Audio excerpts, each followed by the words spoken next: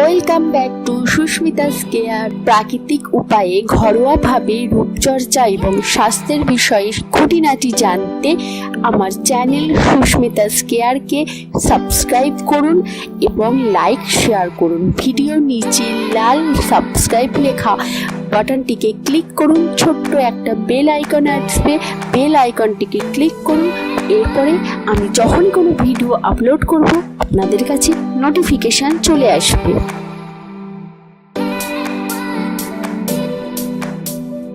Hello friends, welcome to Susmita's care. প্রথমেই আমি ক্ষমা চাইছি আমার সকল সাবস্ক্রাইবার ও ভিউয়ারদের কাছে। আমার খুব শরীর খারাপ ছিল, তাই আমি কোনো ভিডিও বানাতে পারিনি। আর তখনই আমার তোমাদের কথা মনে পড়লো। এই বর্ষায় আমরা প্রায় অসুস্থ হয়ে পড়ছি। ঠান্ডা, জ্বর, বুকে কফ বসে যাওয়া, মাথা যন্ত্রণা ইত্যাদি নানা সমস্যায় আমরা ভুগছি। আর এই সমস্যার সমাধানে আমি তোমাদের জন্য নিয়ে এসেছি এই সমস্ত ভেষজ উপাদানে তৈরি একটি চা, যে চা খেলে আমাদের বর্ষার সমস্ত প্রবলেম থেকে সমাধান করবে। তো চলো শুরু করি।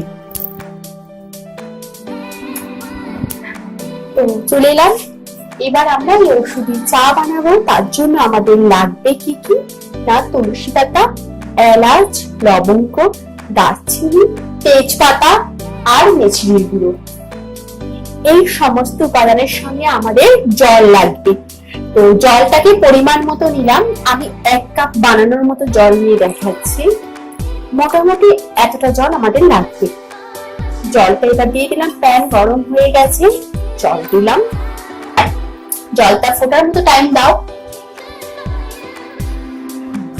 তো জল গরম হচ্ছে। যখন জল গরম হয়ে যাবে আস্তে আস্তে প্রথমে আমাদের দিতে হবে লবঙ্গ, এলাচ। এলাচের দানাগুলোকে আগে একটু ফাটিয়ে নাও।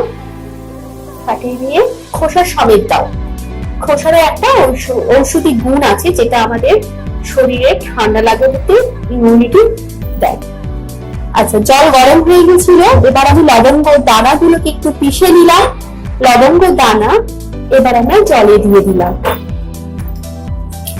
এরপর তেজপাতা দিয়ে দাও। 1 কাপের জন্য 2 থেকে 3 কুচি তেজপাতা যথেষ্ট। এর মধ্যে দাও তুলসী পাতা, একটু ছিঁড়ে দেবে, তাতে সুবিধা হবে। এবার রয়েছে মিছরি গুঁড়ো। মিছরি গুঁড়ো অবস্থায় দিলে চাটা বানাতে সুবিধা হয়। তো মিছরি গুঁড়োটা দিয়ে দাও। মিছরি গুঁড়ো হচ্ছে থাকলো আর দারচিনি। দারচিনিটাকে ভালো করে একটু মিশিয়ে নাও।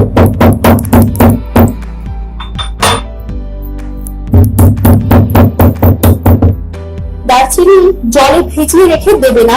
রান্নার সুবিধার জন্য আমরা জলে ভিজিয়ে রেখে দিই, কিন্তু এক্ষেত্রে ঔষধিগুলো নষ্ট হয়ে যায়। তো ফুটছে, চা পাতাটা অনেকক্ষণ ধরে ফুটলো। যতক্ষণ মতন 10 মিনিটের বেশি দেওয়ার দরকার নেই। এবার একটু ঢাকা দিয়ে রাখো। তো আমরা ঢাকা দিয়ে রাখলাম। ঢাকা দিয়ে রাখার পরে বেশ কিছুক্ষণ ঢাকা দিয়ে রাখতে হবে। আমার হাতে সময় কম বলে আমি চট করে সরিয়ে নিচ্ছি। এবার এটাকে আমরা ছেঁকে নেব।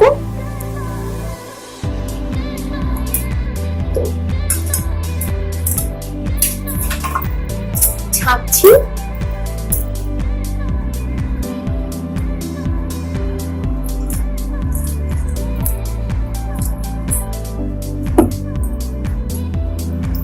চাইলে ছাঁকনির ওপরের অংশগুলো খেতে পারা যায়, সুস্বাদু খুব একটা হয় না, একটু কষা হয়, সেজন্য অনেকে খায় না।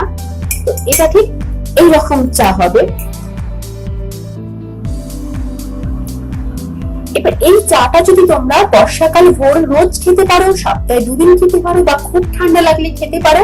এটা খাওয়ার পরে 10 মিনিট কোনো কথা বলবে না, মুখটা বন্ধ রেখে রাখবে। আর চাইলে চা খাওয়ার সময় দরজা বন্ধ, পাখা অফ রাখতে পারো।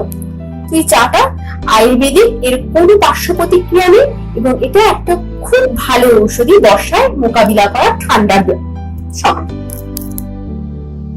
হয়ে গেছে আমাদের চা। যদি এই চাটা খেয়ে তোমরা উপকার পাও তাহলে তোমাদের বন্ধুদের সঙ্গে শেয়ার করো। সব বন্ধুদের যাতে উপকার হতে পারে সেটা আমাকে জানিও, তোমাদের এক্সপিরিয়েন্স কেমন। আর ভিডিওটা যদি ভালো লাগে লাইক করো চ্যানেলটিকে সাবস্ক্রাইব করো, বন্ধুদের সাথে শেয়ার করো। Thank you.